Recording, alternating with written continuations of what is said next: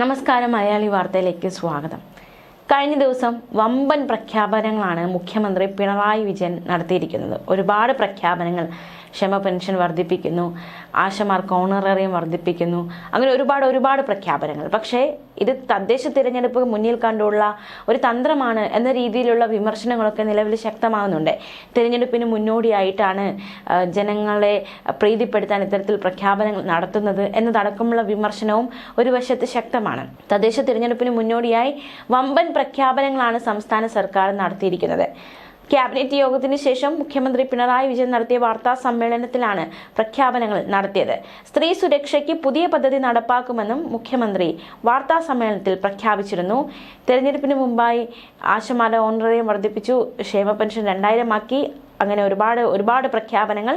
കേരള പിറവി ദിനത്തിൽ രാജ്യത്തെ ആദ്യത്തെ ദാരിദ്ര്യമുക്ത സംസ്ഥാനമായി കേരളത്തെ പ്രഖ്യാപിക്കുമെന്ന് മുഖ്യമന്ത്രി അറിയിച്ചിരിക്കുകയാണ്. കേന്ദ്ര സർക്കാർ സംസ്ഥാനത്തെ സാമ്പത്തികമായി ഞെരുക്കിയിട്ടും നേട്ടം കൈവരിക്കാനായി രാജ്യത്തിലെ ആദ്യ ദാരിദ്ര്യമുക്ത സംസ്ഥാനം എന്നതിനേക്കാൾ ഉപരി ലോകത്തിലെ തന്നെ ചുരുക്കം സ്ഥലങ്ങളുടെ പട്ടികയിലാണ് സംസ്ഥാനം ഇടം പിടിച്ചിരിക്കുന്നതെന്നും ഇത് രാജ്യത്തിന് മാതൃകയാണെന്നും മുഖ്യമന്ത്രി പറഞ്ഞു. കഴിഞ്ഞ ദിവസം ചേർന്ന മന്ത്രിസഭാ യോഗത്തിലെ തീരുമാനങ്ങൾ വിശദീകരിച്ചുകൊണ്ട് മാധ്യമങ്ങളോട് സംസാരിക്കുകയായിരുന്നു അദ്ദേഹം. കേന്ദ്ര സർക്കാർ സാമ്പത്തികമായി ഞെരുക്കിയിട്ടും വ്യാജ പ്രചാരണങ്ങൾ നടത്തിയിട്ടും നേട്ടം കൈവരിക്കാൻ നമുക്ക് സാധിച്ചു.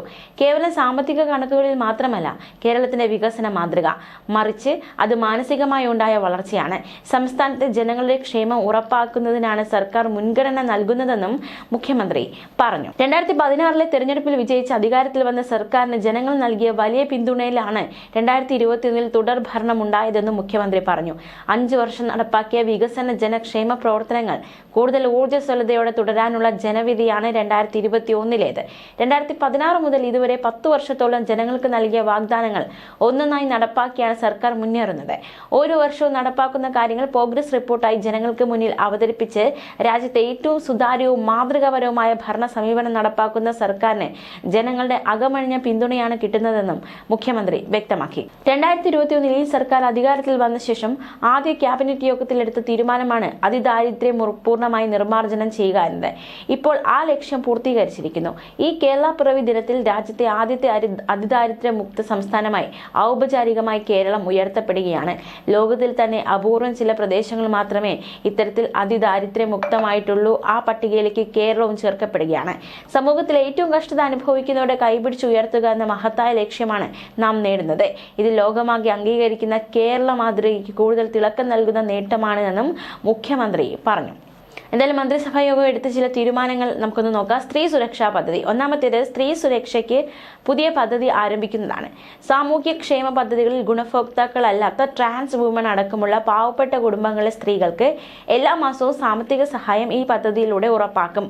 35 മുതൽ 60 വയസ്സ് വരെയുള്ള നിലവിൽ ഏതെങ്കിലും സാമൂഹ്യക്ഷേമ പെൻഷൻ കിട്ടാത്ത AIY അതായത് മഞ്ഞക്കാർഡ്, PHH മുൻഗണനാ വിഭാഗം, പിങ്ക് കാർഡ് വിഭാഗത്തിൽപ്പെട്ട സ്ത്രീകൾക്ക് പ്രതിമാസം 1000 രൂപ വീതം സ്ത്രീ സുരക്ഷാ പെൻഷൻ അനുവദിക്കാം.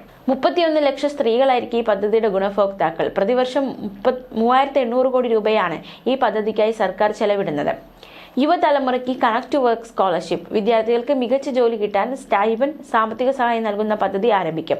പ്രതിവർഷ കുടുംബ വരുമാനം 1 ലക്ഷം രൂപയിൽ താഴെയുള്ള +2, ITI, ഡിപ്ലോമ, ഡിഗ്രി പഠനത്തിന് ശേഷം വിവിധ നൈപുണ്യ കോഴ്സുകളിൽ പഠിക്കുന്നവരോ വിവിധ ജോലി മത്സര പരീക്ഷകൾക്ക് തയ്യാറെടുക്കുന്നവരോ ആയ 18 മുതൽ 30 വയസ്സ് വരെയുള്ള യുവതി യുവാക്കൾക്ക് പ്രതിമാസം 1000 രൂപ വീതം ധനസഹായം നൽകും.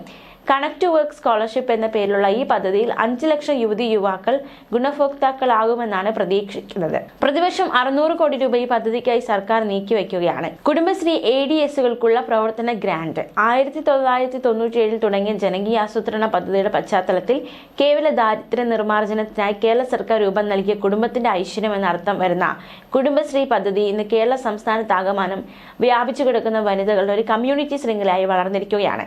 അയൽക്കൂട്ടം, ADS, CDS എന്നിങ്ങനെയുള്ള ത്രിതല സംഘടനാ സംവിധാനത്തിലൂടെ പ്രവർത്തിക്കുന്ന കുടുംബശ്രീ ലോകത്തിലെ തന്നെ ഏറ്റവും വലിയ വനിതാ കൂട്ടായ്മയാണ്.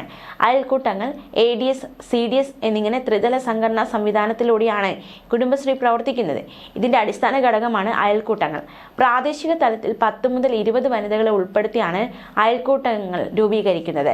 ഒരു തദ്ദേശ ഭരണ പ്രദേശത്തെ ഓരോ വാർഡിലെയും അഫിലിയേഷൻ നേടിയിട്ടുള്ള അയൽക്കൂട്ടങ്ങളുടെ സംയോജിത രൂപമാണ് ADS.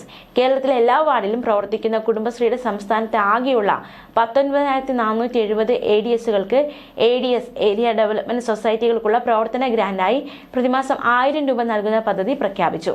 പ്രതിവർഷം 23,000 കോടി രൂപയാണ് ഈ പദ്ധതികൾക്കായി സർക്കാർ നീക്കിവയ്ക്കുന്നത്. ഇത് 3 പുതിയ പദ്ധതികളാണ്.